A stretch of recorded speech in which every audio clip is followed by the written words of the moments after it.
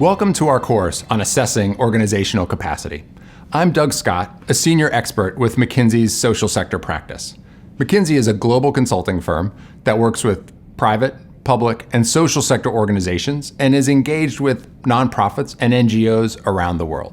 Prior to McKinsey, I spent 5 years at a nonprofit and am passionate about the idea that investing in building capacity is one of the best ways that nonprofits can take their performance to the next level and have a greater impact on the world.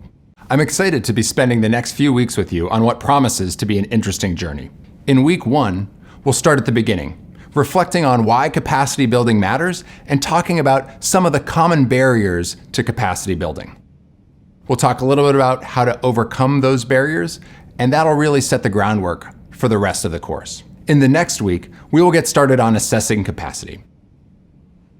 First, we'll discuss what it takes to get the commitment and buy-in from leadership to undertake a capacity assessment. We'll also give an introduction to and some history on McKinsey's free-to-use assessment tool, the OCAT. The OCAT is an automated online tool that asks a series of questions across 10 organizational capacity dimensions.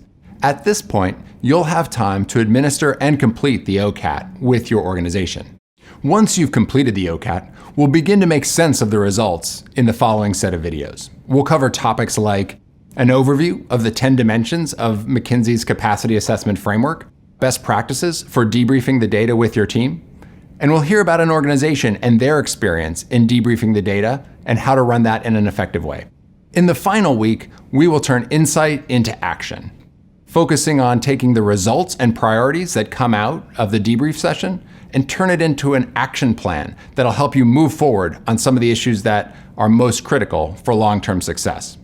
We'll also hear about one organization's experience and how they turned those results into action and the impact they had for them over the long term. By the end of the course, I hope you'll leave not only committed to the importance of assessing and building capacity, but well equipped to walk your team through that process and well on your way to taking some of the actions that will bring about the next level in performance for your nonprofit.